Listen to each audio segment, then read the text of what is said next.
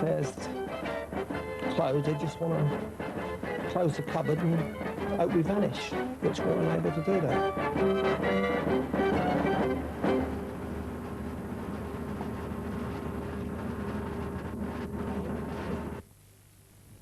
Next week's Open Space is made by the Society of Black Lawyers and asks why black people in Britain today are sent to prison more often and for longer than their white counterparts.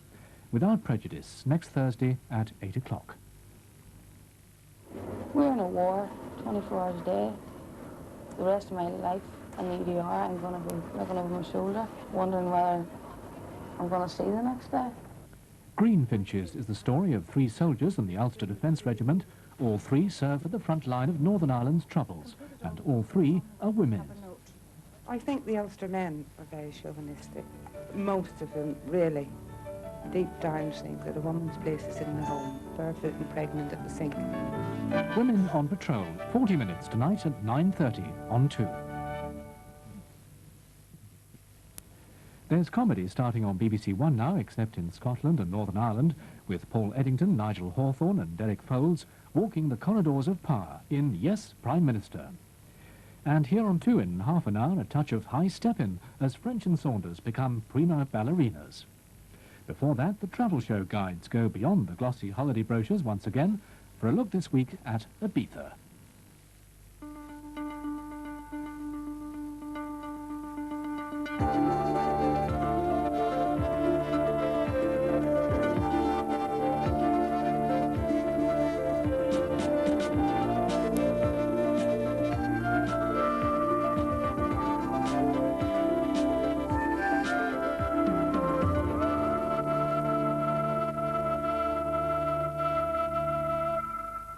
Hello and welcome to the second of our travel show guides.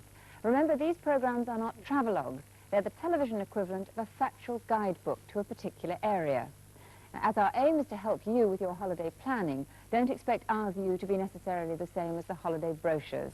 We try to tell you the bad as well as the good points. Tonight our guide is to Ibiza. Ibiza is one of the Balearic Islands in the western Mediterranean. It's part of Spain. The island is roughly the size of the Isle of Wight, 25 miles long, 13 miles across. The capital is Ibiza town, and the airport is just to the south. It takes around 2.5 hours to fly there.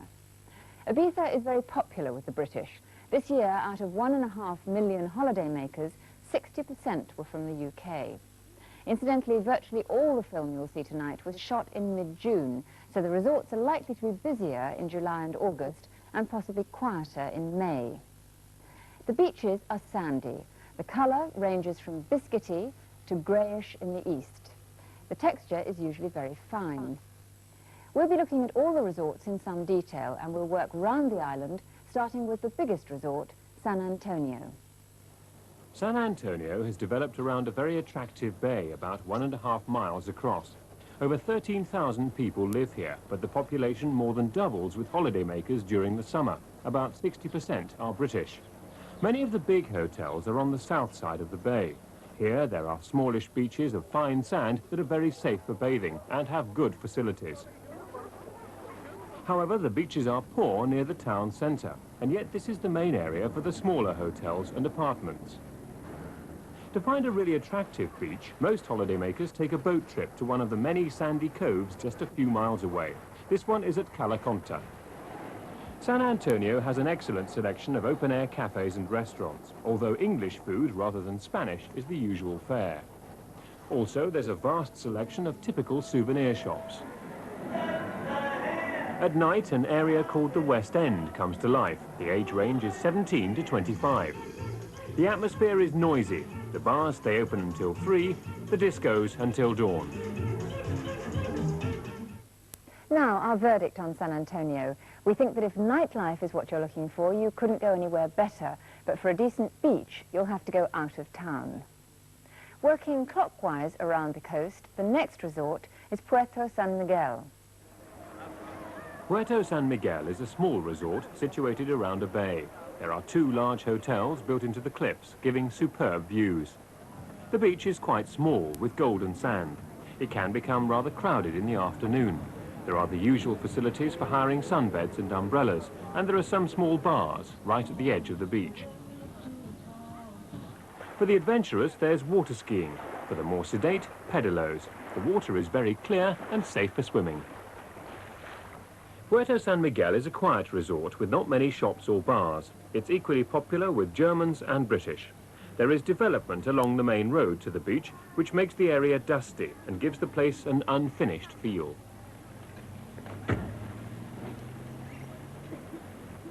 Puerto San Miguel is quiet and picturesque with a good beach, but there's not much to do there and it's a bit isolated. Near the northern tip of the island is Puerto Nach. Puerto Nach has 3 beaches. The smallest is the Playa La Porte in a small bay to the north. The sand is greyish and not too attractive, but the sea is clear and the surroundings very picturesque. The main beaches are Saranal Gran and Saranal Petit.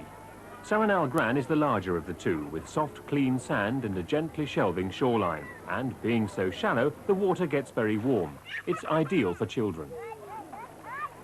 There are good water sports facilities here, and also boat trips that make the most of the clear sea. Saranal Petit is just a smaller version of the main beach. The sea is again shallow and clear. There's a paved footpath between the 2 beaches with several cafes and bars. These are very popular for lunchtime drinks and snacks.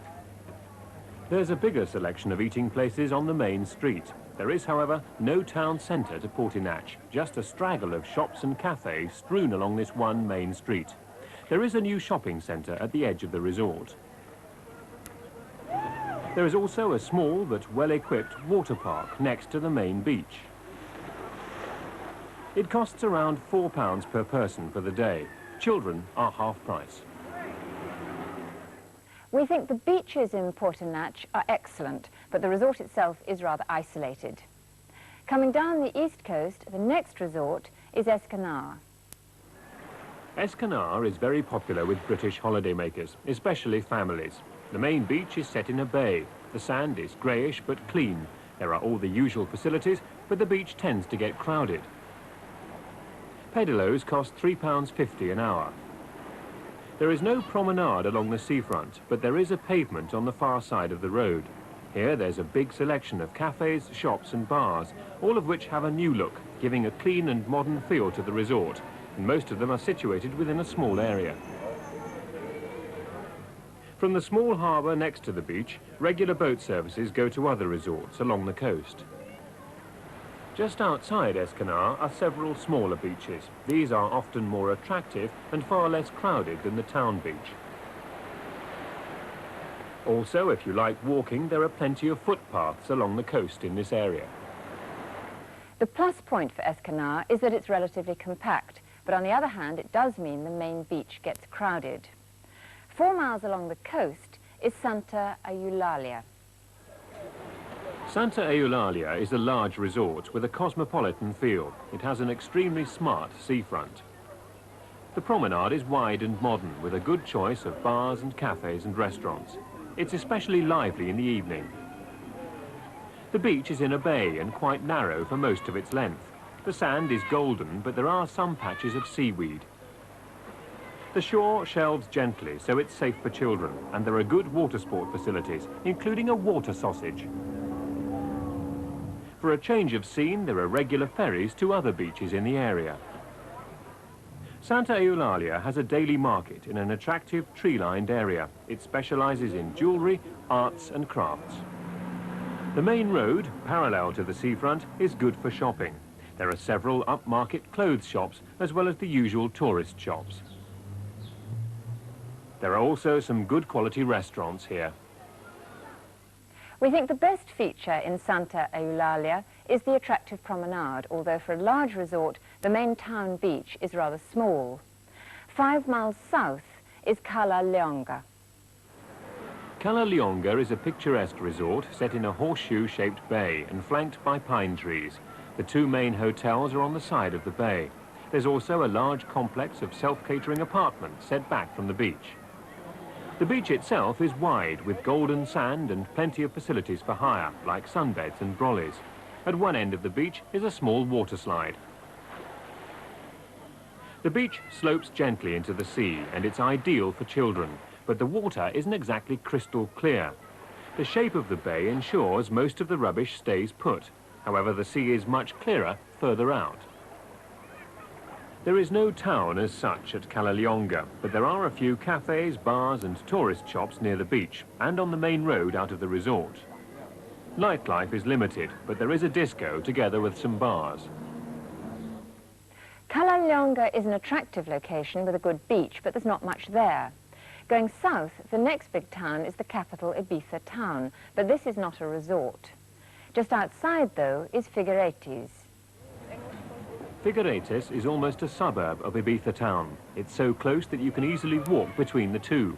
And at weekends, it's a favourite sunbathing spot for the locals. The seafront has a modern promenade with bars and cafes. The hotels are packed in along this front. The beach has soft sand and is arranged in terraces. The shore is broken into small bays by a series of rock jetties built out into the sea. The water here is shallow and calm. It's ideal for children. Pedalos are available for hire. The best thing about Figueiredes is that it's close to Ibiza town, where there's lots to do, but the resort itself is small and cramped. A couple of miles along the coast is Playa den Bossa. Playa den Bossa is built on the longest beach on the island, 3 miles of golden sand. Because of its length, it never gets too crowded, even though it's close to Ibiza town. Unfortunately, it's also close to Ibiza airport and directly under the main flight path. At peak season weekends, there are planes every 15 minutes, day and night. It can get very noisy. The resort is dominated by the huge Fiesta complex of hotels and apartments. This is particularly well equipped with facilities, from crazy golf to swimming pools. Nearby, there's the Aquamar water park. Towards the centre, Playa den Bossa is disappointing. It has a scruffy, poorly maintained appearance, though there are plenty of bars, cafes and tourist shops. But the worst thing is the building work. There is a lot of it in the area, giving the resort a decidedly unfinished feel. We think the beach at Playa den Bossa is the best on the island, but you'll certainly notice the aircraft noise. Well, that's our quick look at the main resorts. If you're keen on nudism, there are 2 officially recognised beaches, Playa Cavallet in the south and Aguas Blancas in the north. But there are many other beaches where it's accepted unofficially. Now, if you're keen on nightlife, where should you go? San Antonio is the nightlife centre of the island. Here there are 470 bars and 7 discos to choose from, but most of the larger resorts have some nightlife available. The west end of San Antonio has had a reputation for rowdyism, but extra police are now drafted in to cope with any potential hooligans. The British are usually the worst offenders, though this year arrests were actually down on previous years. In Ibiza town, the nightlife is slightly more sophisticated. Lots of poseurs walking around the open-air cafes and narrow streets before going on to one of the larger discos or the casino. You'll find the pockets of nightlife reasonably localised. Most resorts are not that noisy in the evening. There were reports in the papers last year of British tourists being pestered by people selling drugs in bars and discos. This did not appear to be the problem this year, although 6 British visitors were arrested on drugs charges. Incidentally, there have been no official reports this year of muggings, although our advice would be not to carry around large amounts of money. Use the hotel's safety deposit boxes. Now, if you decide to go to Ibiza, what can you expect in the way of weather? Well, John Ketley has the facts. John, is it an all-the-year-round resort? Well, in truth it is, yes, Penny. It is the driest of the Balearic Islands. It's marginally drier than Mallorca and considerably drier than Minorca further east. A word of warning, though, probably October to December is the time best to avoid if you've got the whole year to go at. Then it can be rather disturbed with weather systems coming off the Atlantic and through the Straits of Gibraltar. Let's take a look then at the sunshine. Typical sunshine hours per day throughout the year. About 5 hours of sunshine, actually, in January, February, and again at the end of the year, November, December, but as much as 11 or 12 hours through those favourable summer months. Temperature-wise, it's never very cold, about 15 degrees probably in the middle of winter, and rising to a peak at 29 degrees Celsius, and once again, this is an average shade temperature in July and August. Incidentally, it can be quite chilly in the winter time, about 7 degrees as a minimum in January, February, so that's quite cold, despite the fact that you're surrounded by really quite warm water. But in the middle of summer, 20 or 21 degrees is a minimum temperature, so you can have 1 or 2 rather restless nights, I think, a little bit humid at night. As regards rainfall, well, I've mentioned it's the driest of the Balearic Islands. The rain days per month, though, do drop to about 1 or 2 during the summer months, so really it's just rainfall once every Preston gill, just the odd thunderstorm. But the wettest period is right at the end of the year, October, November and December, and then it can be a little bit disappointing. And John, how warm is the sea? Well, now we're talking big toes, of course, Penny. If my toes could talk, they would say threshold 20 degrees. I wouldn't go in the water if it was less than 20 degrees. So in the middle of winter, I wouldn't touch it with a barge pole. About 13 degrees then. But say from the end of June to October, it's certainly warm enough for me, and it reaches a peak in August of 24. Did you get much wind there? It didn't look very windy in the film.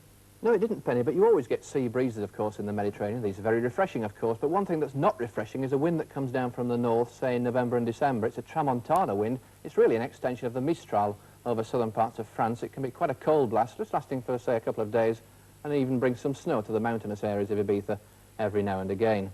And does it get dark much earlier there than here? Well, it's in the western part of the Mediterranean, so it is only a marginal thing, but perhaps about 15 to 20 minutes earlier. Something like 9:20 in the middle of summer, but when the clocks go back, about 6:30 in October. Thanks, John. Now, some basic information about Ibiza. The money is Spanish pesetas. You get around 200 to the pound, and you'll find plenty of places to change both sterling or travellers' cheques. A word of warning, though, banks often have a minimum charge of about £2, which makes it very expensive to change small amounts. Hotels will usually give a lower exchange rate. You have to weigh that against the convenience of using a hotel. Access and Visa are widely accepted and are often the cheapest way of buying things. Your statement will have the cost converted at the official rate. You pay no commission. Shops are normally open from 9 till 1. The siesta lasts until 4, and then they're open again till 8. English newspapers are widely available, usually the next day. Electricity is 220 volts, and you'll need a Continental 2-pin plug. So if you're taking a hairdryer or anything else electrical, you'll need an adapter. Medical facilities are not as good as here. Officially, with a valid E111 form, you can use the Spanish NHS. But our advice would be don't bother. It's not worth using it. It's an administrative nightmare before you ever get to see a doctor. It's far better to take out medical insurance. You'll find chemists particularly helpful for minor ailments. The shops always have a green cross outside. Also, they'll sell without prescription a range of antibiotics. Chemists operate a rota. There's always one open 24 hours a day. Now, what can you expect in the way of food? English food is available all over the island and is quite cheap. Chicken and chips cost about £2.25. In fact, it's often hard to find Spanish food at all, but it is there if you're prepared to look for it. Try the outskirts of the resorts, or sometimes there are local restaurants tucked away in the centre. There aren't many indigenous dishes, but fish stew is one. This is made from a variety of Mediterranean fish in an onion and garlic stock, and it's unique to Ibiza. Aioli is a mixture of mayonnaise and garlic, which is eaten with bread and almost guaranteed to ruin your chances of a romantic evening. You can usually sample local food at a tapas bar. Tapas are snacks that used to be served free with a drink, but now you pay for them. They come in small portions, fish, meat or vegetables.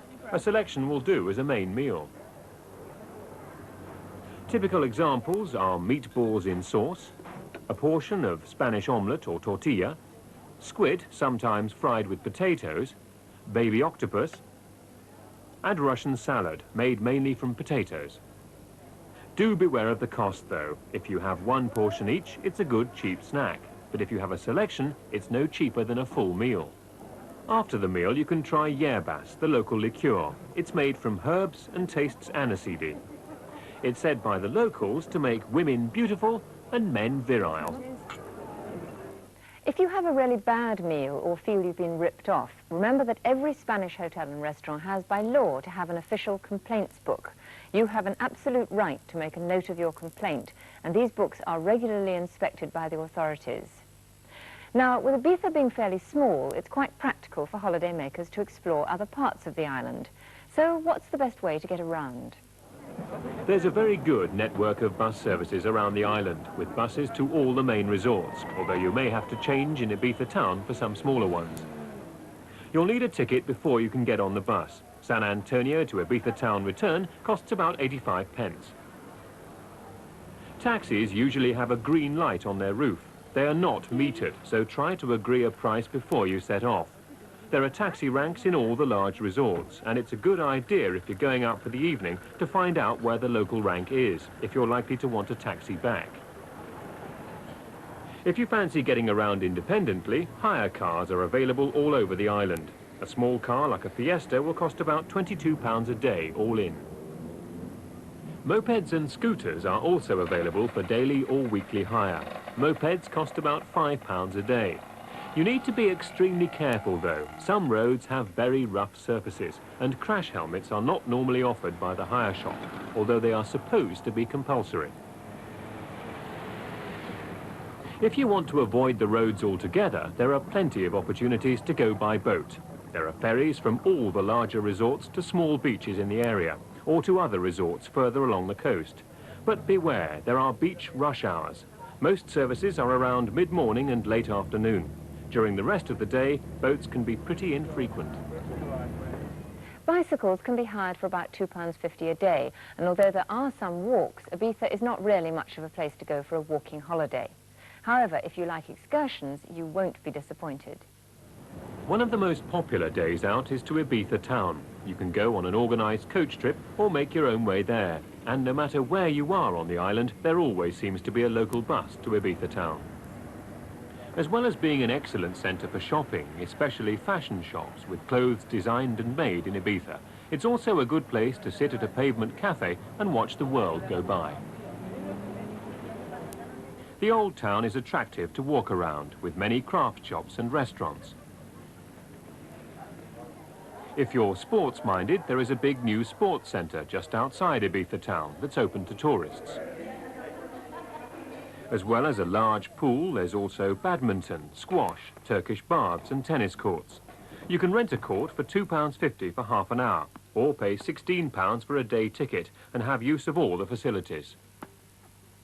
The only large water park is Aquamar at Playa d'Enbossa. It costs £6 for adults, £4 for children for a day ticket. It's not a large park and tends to get crowded, particularly in peak season. There is, however, a good selection of rides. Tour operators offer all-in excursions here,